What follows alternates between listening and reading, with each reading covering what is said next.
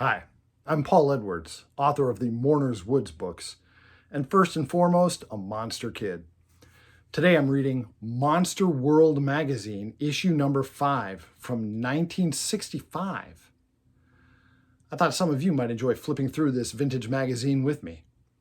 Together, let's see what kinds of monster kid goodness is in here.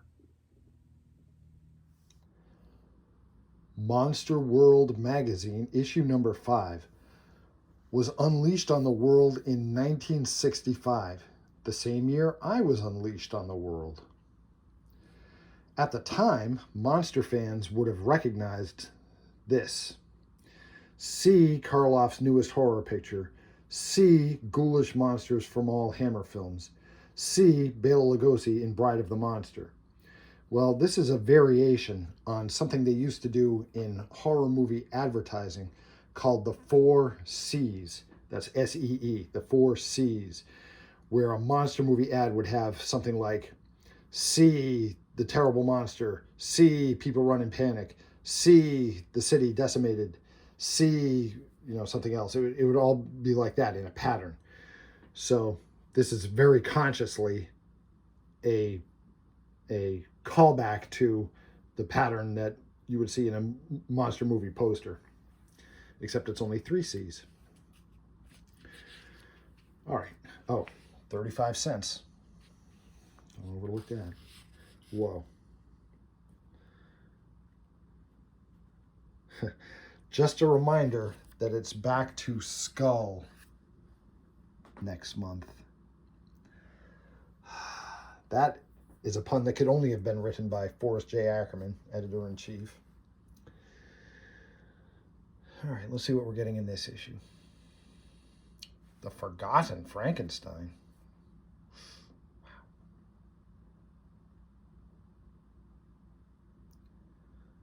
Oh dear. Okay. All right, let's get to it.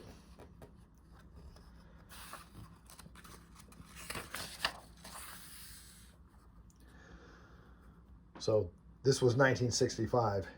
Hammer Studios in Great Britain was having a lot of success with their horror films.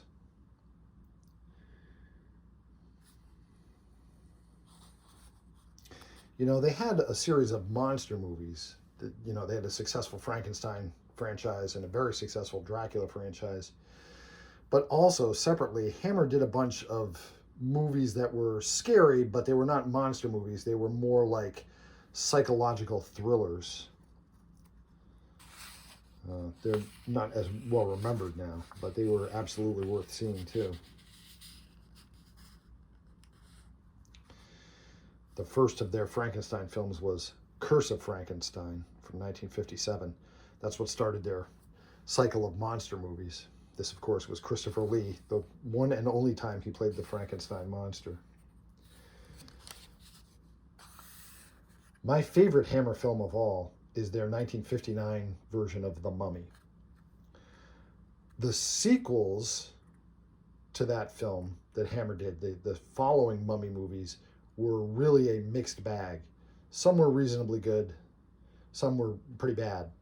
None of them equaled the 1959 The Mummy. But as far as the sequels go, my favorite is Curse of the Mummy's Tomb.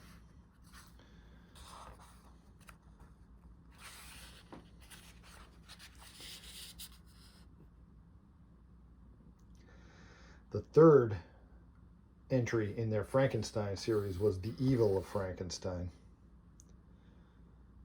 There's, of course, the great Peter Cushing playing Baron Frankenstein. And here's a list in case you missed some of the Hammer horror films. Don't forget, 1965. There's no internet to look up what Hammer horror movies have there been. You had to hope that a magazine would list them for you. Yeah. Oh, Kiss of the Vampire. That's a great one. Kiss of the Vampire is probably in my top 5 Hammer films. Even though it doesn't have a big headline monster like Dracula in it, it's quite good. The Gorgon's pretty good too. I didn't even realize this until I read it somewhere, but if you're familiar with the film The Gorgon, that actress is the same actress who played one of the wives in Dracula, Prince of Darkness, the wife that hates the whole vacation and wishes they were anywhere but here. Same actress. I never would have caught it otherwise. Oh, Revenge of Frankenstein.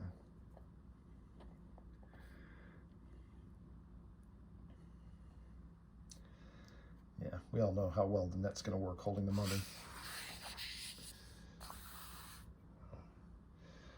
The one and only time that Hammer tackled a werewolf story was excellent, Curse of the Werewolf. I know that in other videos, at least one of you has said that this was your favorite werewolf movie ever, and I can understand why. It was quite well done.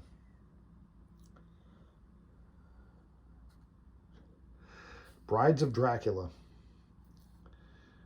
Brides of Dracula doesn't actually have Dracula in it, although it does have Professor Van Helsing.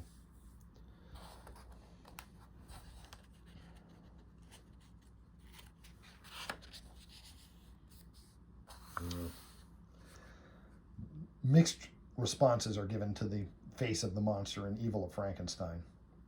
I actually kind of liked it.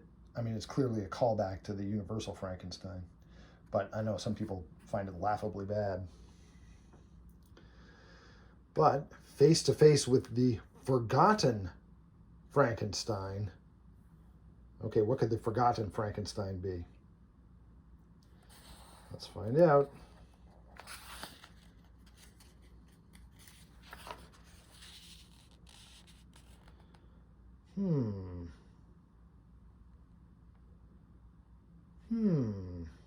Terror Vision's Frankenstein. Yep. Gotta admit, I didn't know it. I wouldn't say it's forgotten, because how can I have forgotten something that I never knew?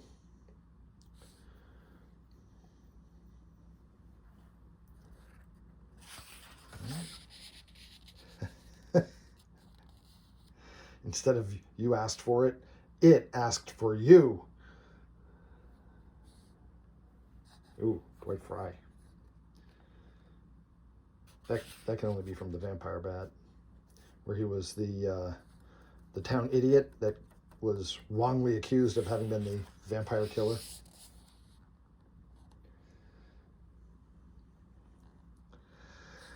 All right, I'm generally not wild about Paul Blaisdell's monsters, but I do love the Invasion of the Saucerman aliens with their oversized craniums.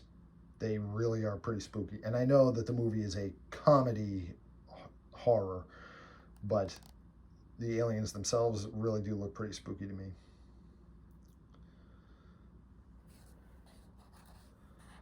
Whoa. Voodoo Woman. Oh, I do remember this. Yep. Yep. You know, I should do a video on that, Voodoo Woman. That's a lesser known horror film, but it's pretty good. The Monster in the House at the End of the World. Is that like the hole in the bottom of the sea?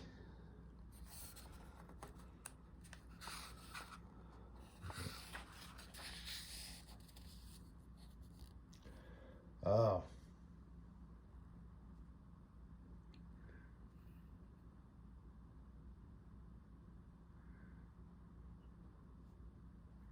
Okay, this makes sense.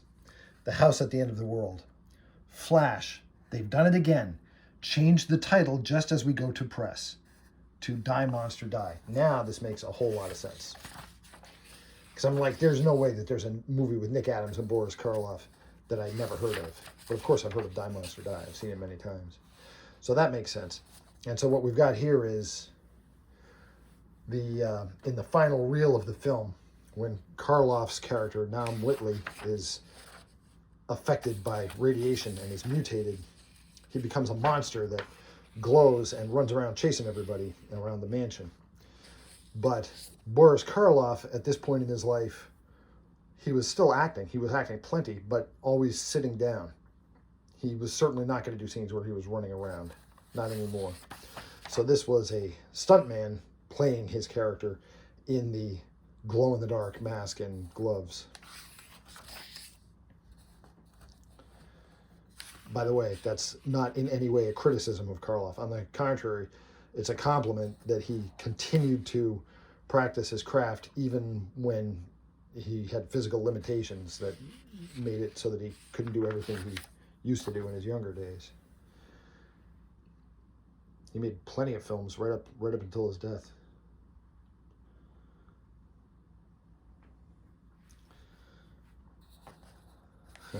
Yikes.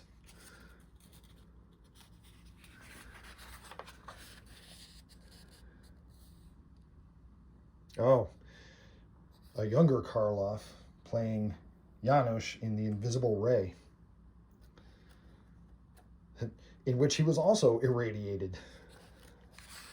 Now that I think about it, except in this version, he was so irradiated that just by touching someone, he would make them drop dead instantly.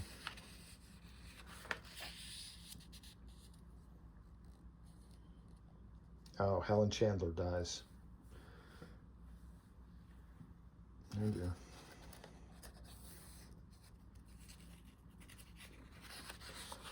She was Lucy in the 1931 Universal Studios Dracula. Oh my gosh, what a drastic change for Bela Lugosi. So you get back-to-back Bela here. You get the movie Bela Lugosi will be remembered for the most, and one of his best, Dracula. And you turn the page and you get Bela Lugosi in Bride of the Monster, which is not a movie that he should be remembered for. Her horrible choice, Bela Lugosi or a bloated octopus? Oh.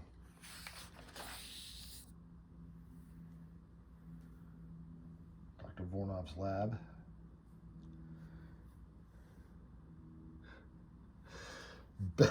You can tell Forrest J. Ackerman wrote this.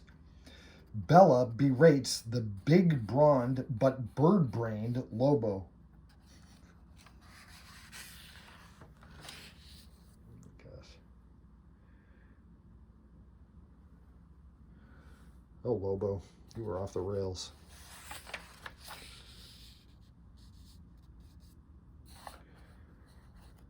Oh, yeah. Doesn't end well for Dr. Vornov. Oh, come on. How come we're getting more pictures from Bride of the Monster than we had from Dracula?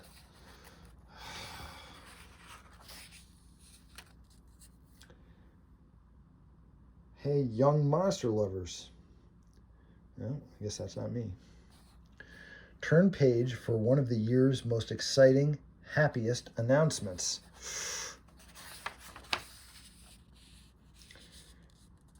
Ray Harryhausen will build and animate the dinosaurs for the Hammer remake of 1 million BC. No lizards with fake fins this time. No Gila monsters masquerading as prehistoric monsters.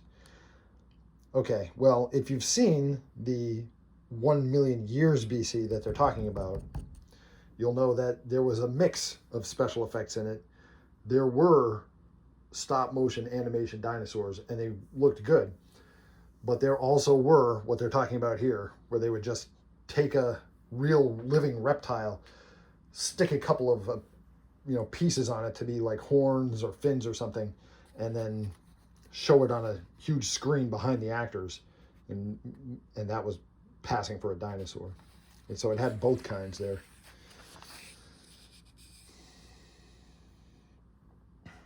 Boris Karloff as Fu Manchu, the archetype of all supervillains.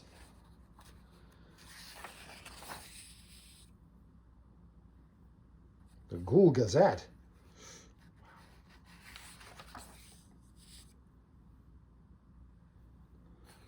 You can get your back issues. This magazine was a sort of a spin-off from Famous Monsters of Filmland. Famous Monsters was the flagship magazine. You can get some of your monster stories in book form so that you can say, look, Mom and Dad, I'm not just rotting my brain, I'm actually reading. My question to you is, how many of these have you actually read? I have read The War of the Worlds, Dr. Jekyll and Mr. Hyde, and The Invisible Man. I've started Frankenstein, but have never finished it. However, I have not read The Picture of Dorian Gray. They've got me there. Ooh, how to have a spook show in your own home.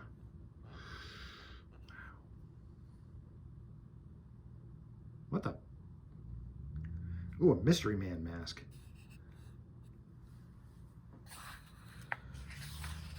Gosh. The toys are only 98 cents. That's pretty good.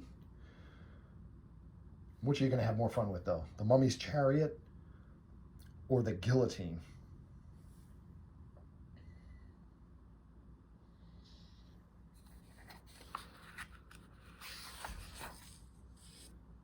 Oh, pretty good masks.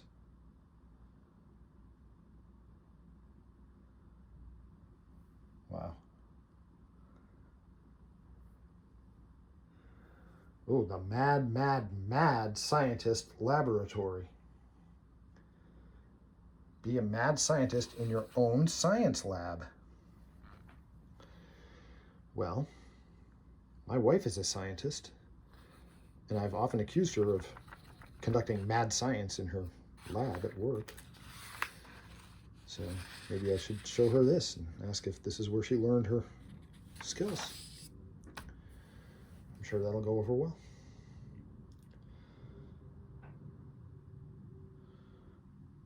Oh my gosh.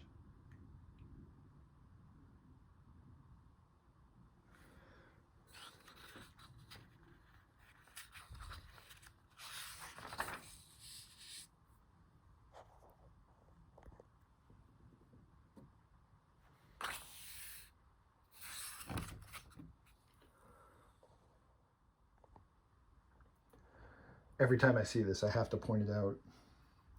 One-eyed Cyclops. What other kind of Cyclops is there?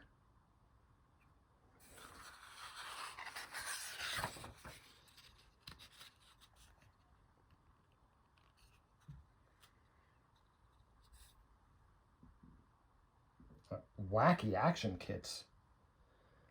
Nutty nose nipper. Wacky back whacker. I can't even say them, let alone assemble them. Oh, the Monster Kids version of a dollhouse.